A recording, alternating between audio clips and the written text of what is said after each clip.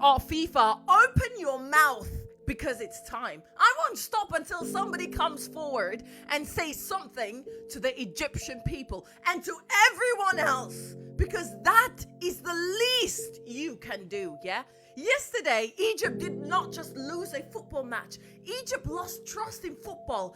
Everyone is sad. Everyone is disturbed.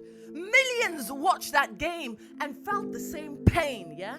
When Egypt fought back, silence. When Egypt needed justice, nothing. But when the big names need protection, suddenly the system wakes up, yeah? To the FIFA president, take accountability, explain the decisions, explain the refereeing, explain why football keeps feeling like it belongs to the powerful and not the brave. Egypt gave everything. The players gave their hearts, man. God damn it. The fans gave their souls. And you gave them silence, yeah? FIFA, you should be ashamed. Football belongs to the people, not just the famous.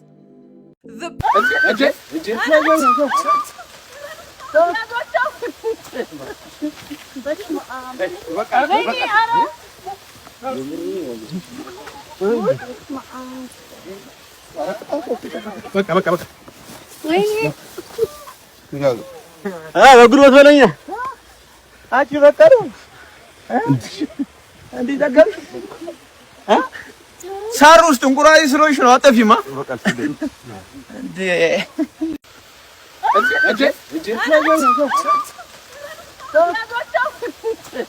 are out of the World Cup, and with them fades the final World Cup dream of Cristiano Ronaldo, a man who gave everything to the game.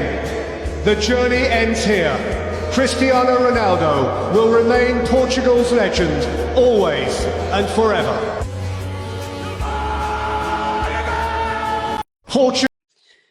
ሰላም ሰላም ውድ የቤተ አሮን ተከታታዮቻችን እንዴት ናችሁ? እንዴት ሰነበታችሁ? እኔ ደህና ነኝ፣ እግዚአብሔር ይመስገን። ትላንትና አልነበርኩም፣ ይቅርታ ጠይቃለሁ። ዛሬ በተለመደው እንግዲህ በአዲስ ቪዲዮ ከሰሞኑ ካየኋቸው፣ ከታዘብኳቸው፣ ከተማርኩባቸው ያናደዱኝ እንዲሁም ደግሞ ካሳቁኝም አንዱን እያደረግኩ አቀርባለሁ ማለት ነው። ያው በመግቢያው ላይ እንዳያችሁት ፉትቦልን ነው ዛሬ ያስቀደምኩት። በጣም አንፌር የሆነ ጌም ነው የተካሄደው በኢጅፕትና በአርጀንቲና። እኔ የኢጅፕትም የአርጀንቲናም ደጋፊ አይደለሁም። የሚገርመው ግን በይሻላል። ያው ኢጅፕቶች ለኛ ጥሩ አይደሉም እናውቃለን።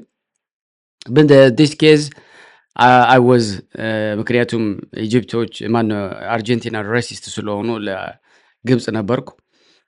በሚገርም ሁኔታ አይን ባወጣ ድፍረት ሬሲስትነታቸውን ለዓለም ሁሉ ያስተላለፉበት፣ በዛ ላይ ደግሞ ፊፋ ጭራሹኑ 13 ቅጣት የሚያሰጠውን ቢጫም ቀይም ሊያሰጥ የሚችለውን ቅጣት ሳይተላለፍባቸው ግብጾችን እንደፈለጉን ያደረጓቸው። በመጀመሪያው አሪፍ ነበረ። ከረፍት በኋላ ላይ ግን በቃ እንደ ያላደረጉት ነገር የለምና ይሄ በጣም አንፌር ነው። ሁሉም ሶሻል ሚዲያ እየተቀባበለ እየተናገረበት ያለበት ትልቅ ጉዳይ ነው በእውነት ለመናገር ማለት ነውና ያው በዛሬው እሱን ነው ያስቀደምኩላችሁ ማለት ነው። ፉትቦል ልጅቷ እንዳለችው ፉትቦል is for all nation,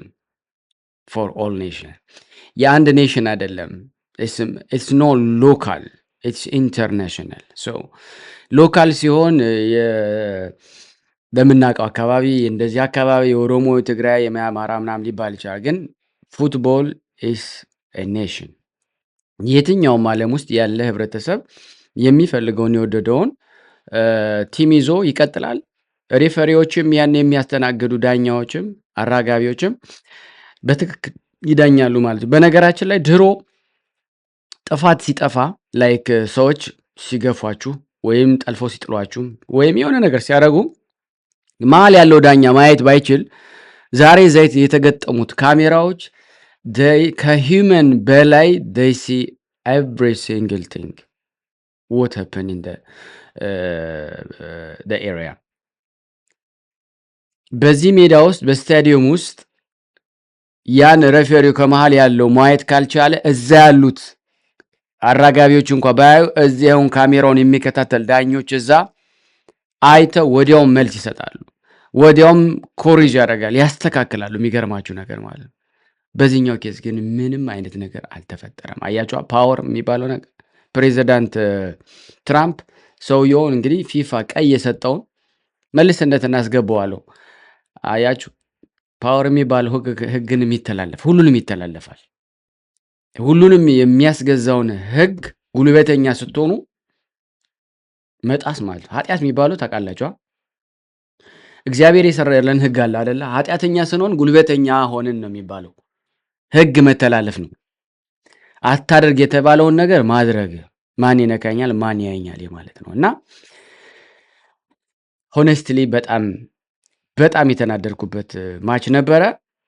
ምክንያቱም እነዚህ ኢጅፕቶች ዲዘርቭ አያደርጉትም ይሄንን እንዳደረጉት የጨዋታ ቴክኒክ ሁሉ በእውነት ነው የምናገር ማለት ነው። እና አርጀንቲናዎች ያን ቀን ነበር የሚያልቅላቸው፣ ያለቀላቸውም ነበረ። ኢጅፕት አልተሸነፈችም። ብዙ የሶሻል ሚዲያዎች እኔ አለፍላፍ ስላደረኩት ነው። በዚህ አጋጣሚ ቅድም እንዳልኳችሁ በጣም የምንወደው ብዙዎቻችሁ አድናቂ ከሆናችሁ ሮናልዶም በዚሁ ሳምንት ተሰናብቷል ማለት ነው። እሱ ያው የ41 ዓመት ለ23 ዓመት አገልግሏል፣ ተጫውቷል። እንግዲህ የሜዳ ንጉስ ብለውታል። ፖርቹጋልም ያው በዓለም ዋንጫ 2026 አሁን ጨርሳ ወደ ቤቷ ሄዳለች ማለት ነው። እንግዲህ የቀሩት በጣም ይደርሳሉ ተብሎ ያልተገመቱት በተለይ ስዊትዘርላንድ፣ እኔ እዛ ነው የምኖረውና በጣም እኔም ላይቭ አስተላልፍ የነበረ በአሮን ቭሎግ የሚል የዩቲዩብ ቻናል ላይ መከታተል ትችላላችሁ። it was amazing ነው። የሚገርመው ነገር አሁን ስዊትዘርላንድ እና አርጀንቲና ናቸው የሚጫወቱት እና የሚገርም ፋይት እንደሚሆን ከወዲሁ የተገመተ ነው። አይ ሆፕ ስዊትዘርላንድ ዊል አገን የሚል ግምት አለኝ ማለት ነው። ስለዚህ እንደዚህ እያለን እንቀጥላለን። የተወደዳችሁ የቤተ አሮን የዩቲዩብ ቻናል ተከታታዮቻችን፣ አዲስ የሆናችሁ እባካችሁ ሰብስክራይብ አድርጉን፣ ቻናላችንን አበረታቱን። አንድ ቪዲዮ እንኳ አትሊስት 1000 ቪው እንዲያገኝ ጉልበት ስጡት። ላይክ ብታደርጉት የበለጠ ደግሞ ዩቲዩብ ራሱ ሼር ያደርገዋልና እባካችሁ ማለትን እንወዳለን። እንቀጥል። From the Argentina-Egypt game last night is spiraling out of control. We're talking investigations being launched, allegations of match fixing, fan violence, reported racism against speed, and of course the Egyptian coach throwing up this gesture. So, here's what's going on. Last night's game was a marketing manipulation to keep Messi in the tournament. Those are the words of the Egyptian coach at the official press conference after Argentina came back from 2-0 down, scoring 3 goals in less than 15 minutes. In fact, the Egyptian Federation has now officially filed a complaint demanding an investigation into the referee's decisions. Zico, who had one of his 2 goals disallowed, said while holding back tears, "This tournament is fixed. God is my witness." Just to make the controversy even bigger, Egypt's coach may now face an investigation after he made an X symbol towards the referee in the 98th minute. Now, no one is exactly certain what he was trying to say with this gesture, but under FIFA's anti-discrimination protocol, crossing both forearms into an X is supposed to alert officials that racial abuse is taking place. But because it was unclear exactly why he did this, instead of pausing or suspending the match, which is usually the protocol in this scenario, the referee ended up giving the coach a yellow card instead. Oh, and it doesn't stop there. Fans from both sides were also seen hurling insults and objects at each other in the stands. FIFA have officially launched an investigation into allegations that Speed was racially abused at the Argentina-Cape Verde game, while many fans are claiming that this abuse continued at yesterday's game too. But FIFA haven't confirmed if they are investigating this incident as well. So in the end, what do you guys think? Was this a fair game or not? ሾካኮች እንዴት ናችሁ? መቼስ እኔ ያየሁትን አላልፍም። እኔ የምላችሁ አሁን እዚህ በሶሻል ሚዲያ የምትዘዋወር የጥቁር ቆንጆ ህጻን ልጅ 14 ዓመት ልጅ አለች።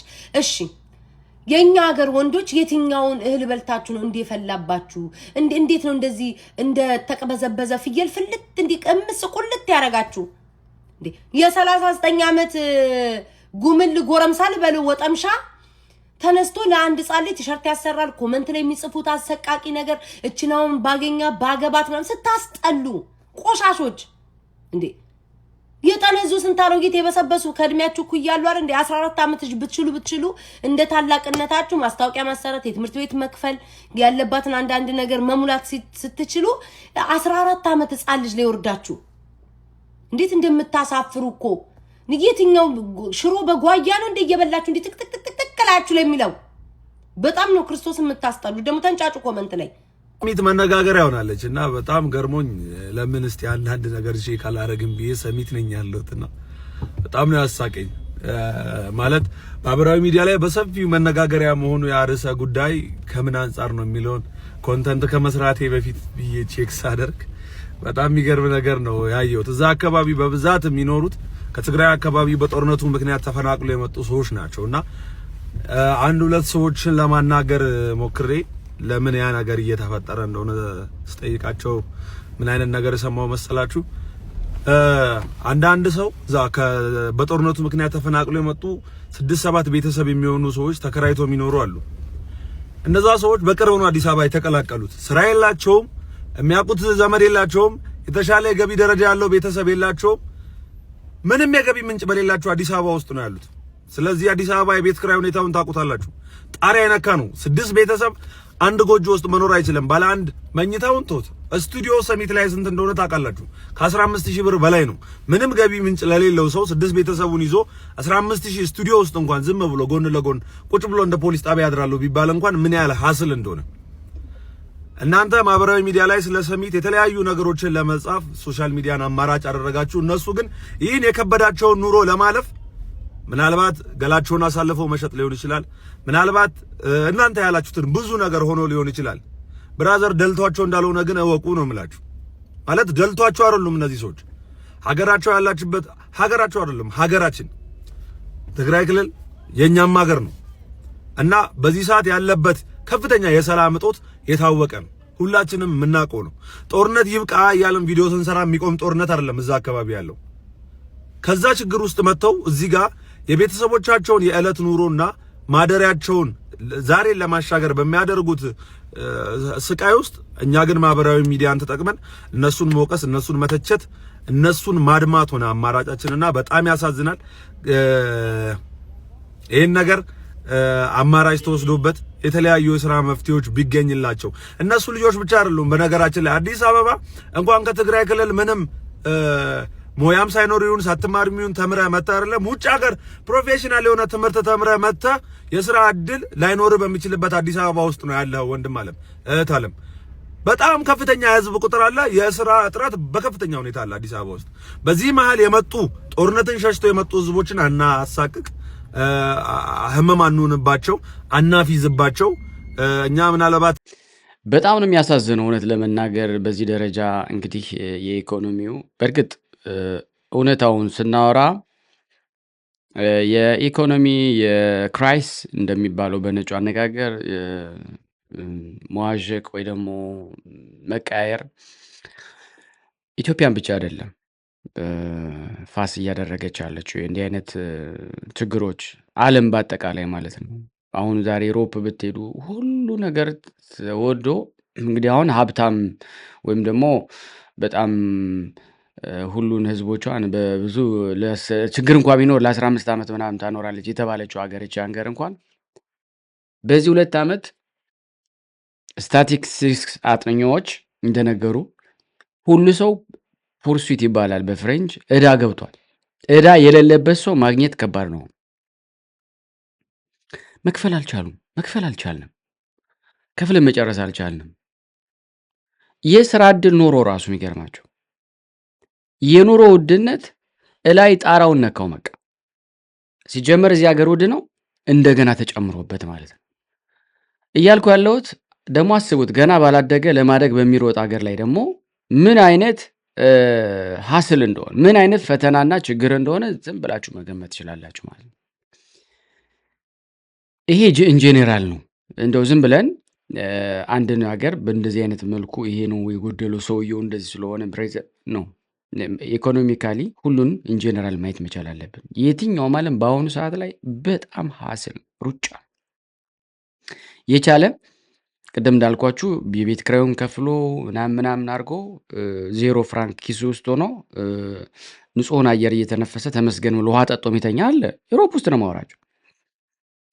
ከዛም በላይ ምን አባቱና ህይወት ምናምን ብለው ደግሞ ከከንዱ ያለው ኦፖርቹኒቲ አሁን ህዝቦቻችን እንዲህ አይነት ኦፖርቹኒቲ በመንግስት ወይ በሆነ ነገር እርዳታ የሆነ አግኝታችሁ መክፈል የማትችሉት እንኳን ዛሬ በልቼ ልሙት የምትሉበት አጋጣሚ አለመኖሩ ነው ትልቁ ችግር ኢትዮጵያ ውስጥ አሁን የምናየው ማለት እና መጀመሪያ ይሄ ችግር አለ በጣም ተደራርቦ አሁንም ደግሞ በኢትዮጵያ በዚህ አይነት ደረጃ ላይ ደግሞ ሲሆን ከጦርነቱ ጋር ስራ ካለመኖር ጋር ከኑሮ ውድነት ጋር ሲደረብ በጣም ከባድ ነው እና ያሳዝናል።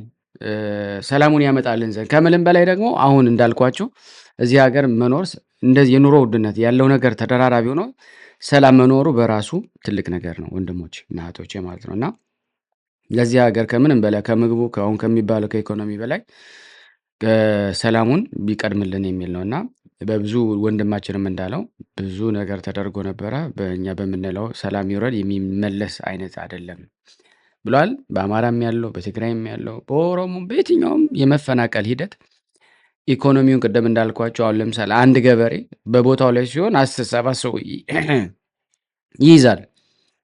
እሱ ብቻ አይደለም ከገበሬው ምርት የሚገኘው ደግሞ ሌላ ቦታ ሄዶ ደግሞ ስንት ሰውን ሆድ ይሸፍናል። ተመልከቱ አንድ ገበሬ የተፈናቀለ ማለት ብዙ የኢኮኖሚ ክራይስት እንዳለ ዝም ብላችሁ መገመት ትችላላችሁ። ቅድም እንዳልነው ከራሱ ጀምሮ የሚያስተዳድረው ቤተሰብ ልጆቹን ቅድመ አያቱ ምናምን ሁሉ ነው የሚይዘው አንድ ገበሬ። ከሱ የሚገኝ ምርት ነበረ እነሱን ሁሉ አሁን እየተቸገረ ያለች ነው ኢትዮጵያ ውስጥ ትልቁ ገበሬው ለቆ ወደ ከተማ ምንም እንደማይገኝበት ከተማው ተገላቢጦሽ ሆነ ማለት ነው። ከከተማ ያለው ህዝብ ከገበሬው ነው የሚጠብቀው። ምክንያቱም ያለ ገበሬው መኖር አይችልም። የከተማው ሰው ግብርናን መስራት አይችልም። ለስራ ቢልም ቦታ የለም። ስለዚህ በይሻለኛል ኑሮ ከዚህ ከምሮ ከሰው ጋር ኑሮ ብሎ ወጣዋልና ይሄ ራሱ መንግስት ትልቅ ስራ መስራት ያለበት ከሆነ ወደ ግብርናው ላይ ትልቅ ኦፖርቹኒቲ ከፍቶ ከከተማ ላይ ያሉትን ሁሉ ወደዚህ አይነት የመሄድን ስራ እንደሆነ ለማሁን ለአንዳንድ ጊዜ ሰው ለግዳጅ ለጦርነት ሰውን አፍሶ ይወስዳል አይደል? እውነት ለመናገር እዛ ያሉትን ከከተማ ስራ የለን የሚሉትን ህብረተሰብ በግዳጅም ቢሆን ኢትዮጵያ ማደግ የሚችለው ወይም ሌላውም ዓለም እዚያውን ያዩት ልንገራችሁ አደጉ የሚባልበት ስዊዘርላንድ አደገች ስትባል በግብርና ነው። ላሟ ቸኮሌት ይሰራል፣ በወተት ነው የሚሰራው። የቸኮሌት ሀገር ይባላል። የቸኮሌት መስራው ግን ከዚህ ሀገር አለ ወደ ላቲን አሜሪካ አካባቢ የሚመጣው ያልኳችሁ ይገባችኋል። በወተት የሚገኝ ቺዝ አላቸው፣ ቅቤ አላቸው። የሚገርማችሁ በአመት ከ3 ከ4 በላይ ያመርታሉ። በቆሎውን፣ ስንዴውን፣ ምኑን እቺ ሀገር የጀርባ አጥንቷ ገበሬዎች ናቸው። በቃ ሰዓት ምናምን የሚለው ሌላውን ተውት። እኛም ደግሞ አንድ ሀገር አዳጊ ሀገር ትልቁ መሰረታዊ መሆን ያለበት ግብርና ላይ ግብርና ከሌለ ቻው በቃ። ውሃውን በኢሪጌሽን መጠቀም በቻ ፓምፕ እያደረግን በከተማ ላይ በሲቲ ራውንድ አንደኛ በቃ ከተማው ያምራል በግብርና። አሁን እዚህ ስታዩት የገበሬዎች የሚሰሩበት እንዴት የተለያየ የደረሰው ሰብልና ገና የተዘራው እየደረሰ ያለው ከለር የሚሰጠው ግብአት የተለየ ነው በቃ። እና እንዲህ አይነት ነገሮችን በከተማ ያሉ ስርዓት ያሉት ህብረተሰቦች ግብርናን የመለማመድ እንዲያው መሬት ቆርሶ እስከ መስጠት ድረስ የማድረስን ስራ ቲማቲም የማምረት ሽንኩርት ድንች በአመት 3-4 ጊዜ ሊመረቱ የሚችሉ ነገሮችን ማበረታታት ስራዎችን ካልተሰራ ስልክ ይዘን በቃ ያለውን ሶሻል ሚዲያ ነው እያልን ብንወጣ ምንም አይነት ያ አስቡት እስከ 30 ዓመት ኤነርጄቲክ የሆነ ጉልበት ነው። በዚህኛው ጊዜ ውስጥ ካልተሰራበት በዚህኛው ጊዜ ውስጥ ወንበር እያሞቅን አልጋ ላይ እየተገላበጠን ሶሻል ሚዲያ ላይ እኔ ያዝናለሁ። ሶሻል ሚዲያ መጠቀም ያላቸው እንደውም ከ40 ዓመት በላይ ያሉ የደከሙ 50 ምናምን ሞቲቬሽን ራሱ አሁን በነገራችን ላይ ሞቲቬሽን የሚሰጡ ሰዎች አሁን እንደው ነቀፍክ እንዳለባለ እንጂ አስተያየት ልስጥ። ሞቲቬሽን የሚሰጥ ሰው እናንተ የኖራችሁበትን ከዚህ በፊት ያወቃችሁትን ሚክስ አድርጋችሁ ነው የምትሰጡት። 30 ዓመት ሁሉ ያልደረሱ ሰዎች ተነስቶ አንቺ ለትዳርሽ እንደዚህ ምናምን ይሉታል። ተቀባይም አላቸው። በጣም የሚገርመኝ ክፍል አንዱ ነው። እውነት ለመናገር ያልኖራችሁበትን እውነት እንዲሁ ናችሁ ብታረጉ ተብላችሁ ስትገበዙ ከባድ እኮ ነው ወገን። እኔ እውነት ለመናገር ማለት ነውና ዛሬ ብዙ አወራሁ ለፈለፍኩ መሰለኝ እና በመጽሐፍ ራሱ ጌታችን መድኃኒታችን ኢየሱስ ክርስቶስ ለማስተማር 30 ዓመት ጠብቋል። ታውቃላችሁ? ደጉ የቃሉ ባለቤት 30 ዓመት ጠብቆ ነው ያስተማረው። 30 ዓመት ጠብቆ ነው የተጠመቀው። 30 ዓመት። ስለዚህ 30 ዓመት ኤክስፒሪየንስ የሌላችሁ ሰዎች በትንሹ ለማለት ፈልጌ ነው የምናደርጋቸውን የሶሻል ሚዲያዎች ስለተገኘ ብለን የምንሄደው በኋላ እንዲህ ብለህን ነበር የሚለው ይመጣል። አፍተር ባካፕ አለው እና አሳሳቢ ነው የሚል አስተያየት ማስቀመጥ አይቀርም ማለት ነው። ካልሰራን አናድግም። እንዳንሰራ ደግሞ ጦርነቱ ሁሉ ነገር ይዞታል። በባለፈው ሚጀ ነበርና አዲስ አበባ ኢትዮጵያ አዲስ አበባ ብቻ ነው ያየኋት። ምክንያቱም ከአዲስ አበባ ውጭ ያለው ሁሉ መኪና አይሄድም፣ ምንም ፕሌን ነው ያለው ነው የሚሄደው። እሱም የሆነች ቦታ ደረስ ብላችሁ ሰላም የላችሁም። በቃ ስጋ ከነፍሳችሁ እየተላቀቀ በሚከብድ ሁኔታ ነው ነገሮችን ያየሁትና ይሄንን ጊዜ አልቆ ደግሞ ሰላሙ ይመጣልናል ብለን ተስፋ እናደርጋለን። ከዛ በላይ ደግሞ ችግሩና ረሃቡ ደግሞ ይሄን ይዞ መጥቷል ማለት ነው። እስቲ እንቀጥል። የተወደዳችሁ የዚህ እነ ሰይዶም እየተፋጠጡ ነው። ምንድን ነው? ኧረ ተው አስፋልት ዳር እንግዲህ የለመድከው ነገር አንቀርም ስተሰተልኩ ያዘው አንቀርም ስተሰተልኩ ሳናሲሰው ጥጉ በጭራሽ አንቁ ሳናሰኘው ብደን ግንባሩ ስንፋችን ደሳ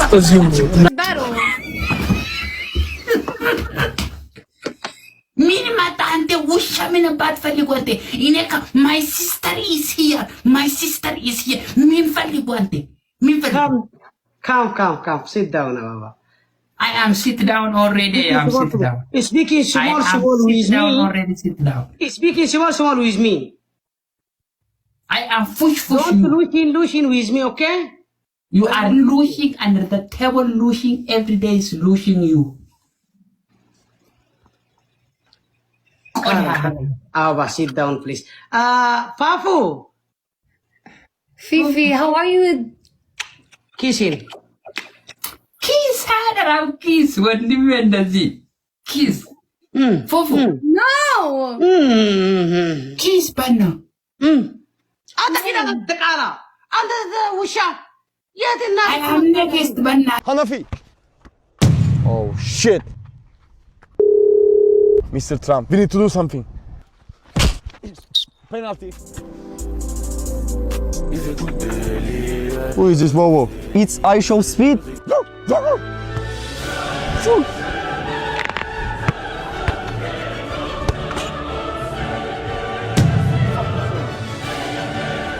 Egyptian player had some foul.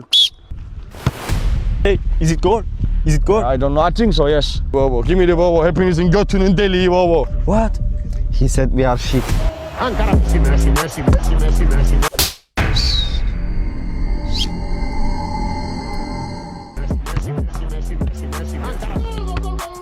Salah.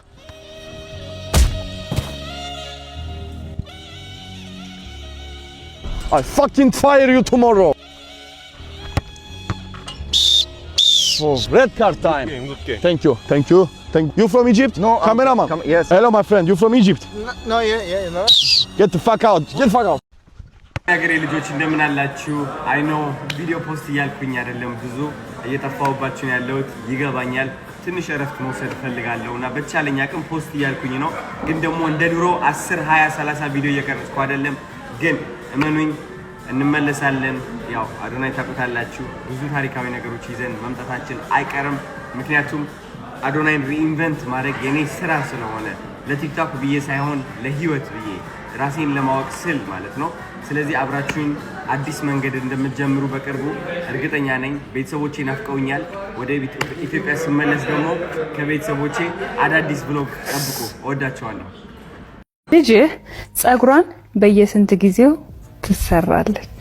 አሁን ማለት መጎንጎን ነው እሱ። እሺ፣ እውነት ትክክል። ጥሩ ጥያቄ፣ ጥሩ ነጥብ ነው። ስለዚህ ምን እናድርገው? ጥያቄው ልጅህ በየስንት ጊዜው ጸጉር ቤት ሄዳ ትሰራለች የሚለውን አስተካክል። ዝም ብዬ በሳምንት ልበል? በሳምንት እናድርገው። በሳምንት። እሺ፣ በሳምንት ነው የምትሰራው። በሳምንት? አዎ በሳምንት። እሺ አው ሹሩባ ለዚህ ወረታች የምትሰራው በሳምንት ነው። በአንድ ሳምንት ይሁን ሶስታችሁም በአንድ ሳምንት? እሺ ቶሎ ቶሎ ነው የሚሉት ማለት ነው። እሺ ወደ ሁለተኛው ጥያቄ አልፋ። ሁለተኛው ጥያቄ ለአባቶች ልጅ ምን አይነት አለባበስ ትወዳለች? የአርሴማ አባት ቀሚስ ነው የምታረገው። ቀሚስ ትወዳለች። እሺ ሳምራይትስ? እኔ ሳምሪ የምትወደው ጂንስ ሱሪና ቲሸርት ነው። ጂንስ ሱሪና ቲሸርት። ምዕራፍስ? ታይት ትወዳለች። ታይት ነው የምትለብሰው። ታይት። እሺ የመጨረሻው ጥያቄ ለአባቶች፣ ልብ ብላችሁ አድምጡኝ። የመጨረሻው ጥያቄ ለአባቶች ልጅ ትምህርት ቤት ስትገባ ለመጀመሪያ ጊዜ ወይም የመጀመሪያውን ቀን ማን ነበር ትምህርት ቤት ያደረሳት? እኔ እናትየው ነው የመጀመሪያ ጊዜ አደረሰ። የመጀመሪያውን ቀን የኔ ከኬጂ 1 እስከ ኬጂ 3 ድረስ እናቷ ነች። የመጀመሪያውን እኛ ሙሉ ጊዜ ሳይሆን የመጀመሪያውን ቀን እናቷ ነች። እሺ ሰለሞንስ? እኔ ነኝ። አንተ ነህ? ራሴ ነኝ። ዋው። እሺ የመጀመሪያ ዙር ጥያቄዎቻችንን ጨርሰናል። ልጆችን እንጠራና የነሱን ምላሽ ደግሞ እንሰማለን።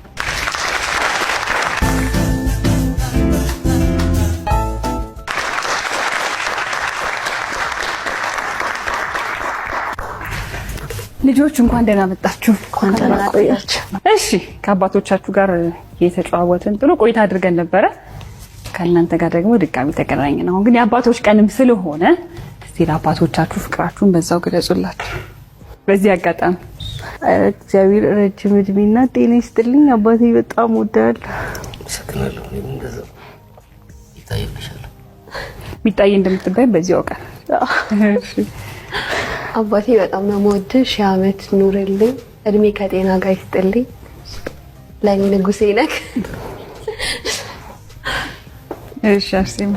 እሺ አባቴ በጣም ነው የምወድህ። እግዚአብሔር አምላክ እድሜ ከጤና ጋር ያድልልኝ። በጣም ነው የምወድህ።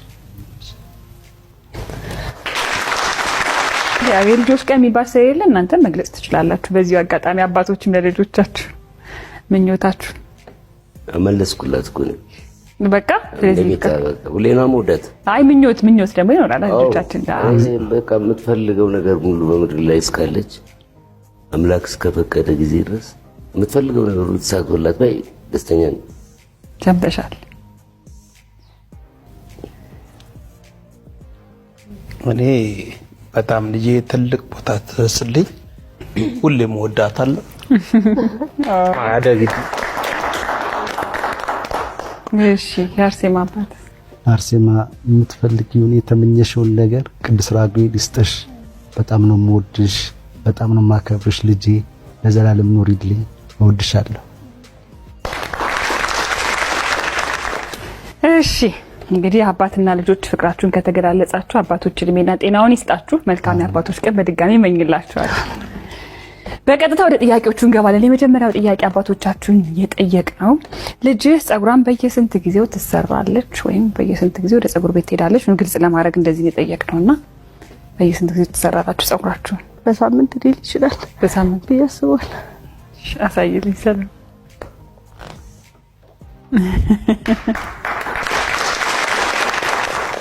ይሄ ነው መታወቅ። እሺ ሳምራይትስ? እኔ በየ15 ቀኑ ነው የምሰራው። በየ15 ቀኑ አሳይልኝ ሳምራይት።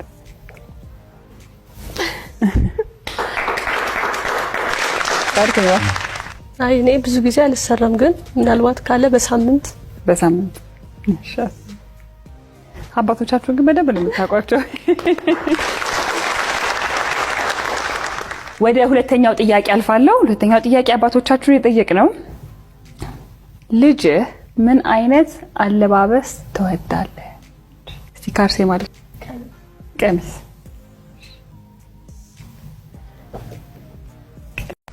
ልጅ ጸጉሯን በየስንት ጊዜው አችክ እዛ ጋር ቆማለች። በእናት ሄድ ስልኳን ተቀበልልኝ። አረ ጣጣ የለውም አታስብ። አሁኑኑ ነው ተቀብያት የምመጣው። ስልክሽን ልውሰደው? አይ የኔ ነው። ስልኳን ተቀብዬላለሁ። አሁን ከፍተን ጌም እንጫወትበት። አንተም አትረባ። እኔ እኮ ስልክ ቁጥሯን እንጂ ስልኳን ይዘና አላልኩም። አቡቹ እምወዳቸው። ምን ሀገር ሰው ነሽ? የማርቆስ። ኢትዮጵያን ታውቂያታለሽ? ሩቃት። አታውቂያትም? ይሄ ባንዲራ የምን ሀገር ነው? የኢትዮጵያ። እስቲ ኬኩን አምጪው። ታው በቃ እዛው ቁረሱትና ቁራሹን ስጡን። እኔም ራበኝ። እኔ ደግሞ አራበኝም። እኔ በበላ ይደብርሻል? አይለኝም። ስጪኝ እስቲ ኬክ። የነገን እንዳታመጪ። ለሳ እንዳታመጪ። አታመጣ። የምን ሀገር ሰው ነሽ? መልካም ለዛሬ ያዘጋጀሁላችሁ ይሄ ነበረ። ጥሩ ነገሮችን እንግዲህ አይተናል ማለት ነው፣ ተገንዝበናል ማለት ነው። ለዚህ ዩቲዩብ ቻናል አዲስ የሆናችሁ ሰብስክራይብ አድርጉ፣ ላይክ አድርጉልን፣ በኮሜንት መስጫውም ደግሞ አስተያየታችሁን ጻፉልን። እንግዲህ የለም እንደዛ እያደረግን እንቀጥላለን። በሌላ ቪዲዮ እስከምንገናኝ ደህና ቆዩ።